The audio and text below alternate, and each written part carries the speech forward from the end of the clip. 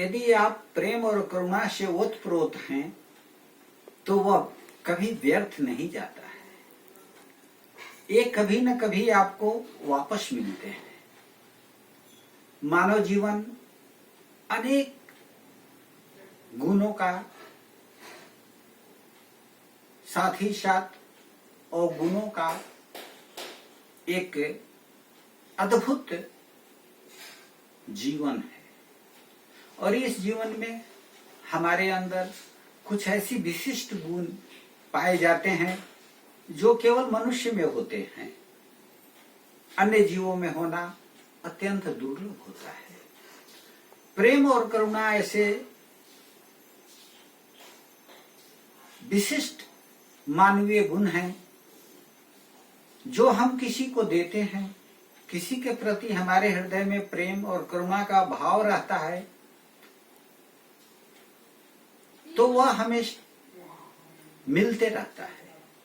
वह कब वापस मिलेगा हमें पता नहीं, लेकिन जाने अनजाने वह कभी व्यर्थ नहीं जाता, हमें वापस मिलते रहता है। इसलिए हमें प्रेम और करुणा को अपने जीवन में जितना हो सके अधिक से अधिक बढ़ाना चाहिए।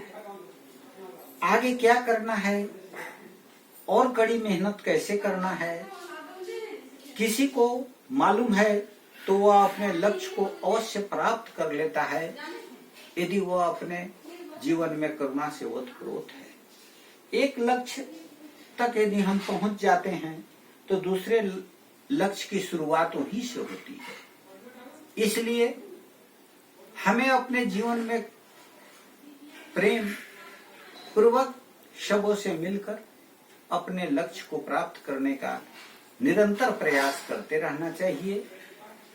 और प्रेम एक अत्यंत दुर्लभ गुण है।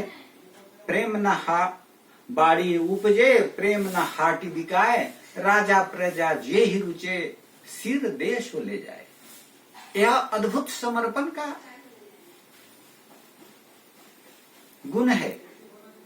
यह न तो पैसे से मिलता है न खेत में उपजता है, यह हृदय की उपज है और जो राजा प्रजा सबके लिए समान होता है।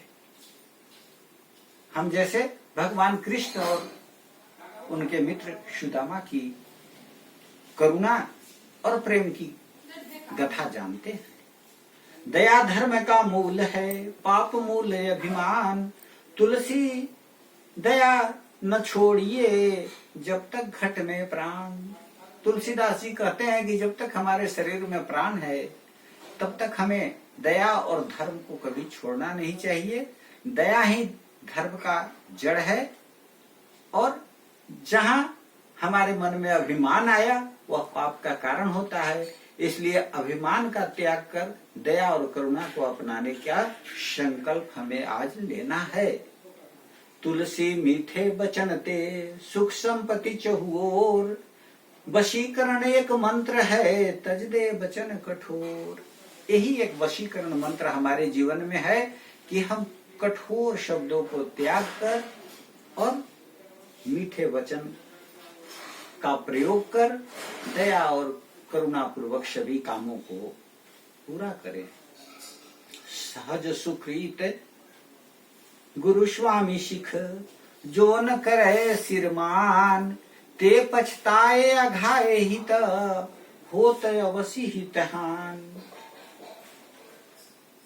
सहजता पूर्वक जो सुहृदय गुरु स्वामी का सिख नहीं मानते हैं वे बाद में पछताते हैं, उनकी अपनी हानि अवश्य होती है। इसलिए बड़ों से प्यार रखें। गुरु और वरिष्ठ जो हैं उनके पास अनमोल और अद्भुत अनुभव के खजाने हैं, उन्हें प्राप्त कर जीवन में आगे बढ़े। और मुखिया मुख सो चाहिए, खान पान चहुए, पालई पोषय सकल अंग, तुलसी सहित विवेक। बड़ा अद्भुत ज्ञान तुलसीदास जी देते हैं। कहते हैं कि मुखिया मुख सो चाहिए। यदि आप किसी परिवार के मुखिया हैं, किसी घर के मुखिया हैं, किसी संस्थान के मुखिया हैं, किसी देश के मुखिया हैं, अगर किसी ऐसे संस्थान के मुखिया हैं जो पूरे दुनिया में काम करती है, तो आपका व्यवहार कैसा होना चाहिए? जैसा आपका मुख का व्यवहार है। कैसा? मुखिया मुख सो चाहिए, खान पान कहू एक, केवल मुंह अकेला खाता है, लेकिन क्या करता है? पालई पोसई सबय अंग, तुलसी सहित विवेक। विवेक पूर्वक वह सभी अंगों को जो उसकी आवश्यकता है वहां तक पहुंचाता है। मुंह अकेले खाता है, लेकिन अकेले अपने लिए केवल कुछ नहीं करता, सभी अंगों के लिए आवश्यक तत्वों को खाकर पहुंचा देता है, ताकि सभी अंगों का पालन पोषण अच्छे से हो।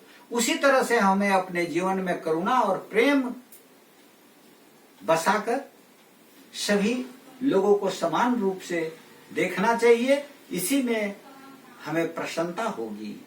सचिव वैद गुरु तीन जो, प्रिय बोलहि भय आस, राजधर्म और नीति का होई बेगही नाश। यदि हम किसी प्रशासनिक काम को अंजाम देते हैं, कहीं हमारे जी में ऐसे काम हैं जहां पे हमें निष्पक्षता का प्रयोग करना है, तो हमें उसका प्रयोग करना चाहिए और दया और प्रेम को अपने जीवन में रख करके सही सही निर्णय लेने से हमारा जीवन सुखमय होगा।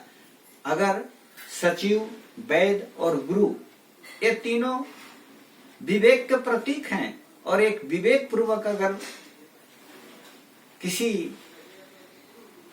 तथ्य को नहीं सामने रखते हैं, तो राजधर्म और शरीर का नाश हो जाता है। इसलिए अंत में मैं यही कहूंगा कि अपने जीवन में करुणा और प्रेम को अपनाइए, हमेशा प्रसन्न रहिए और सबके साथ समान व्यवहार कर जीवन को सुखमय बनाइए।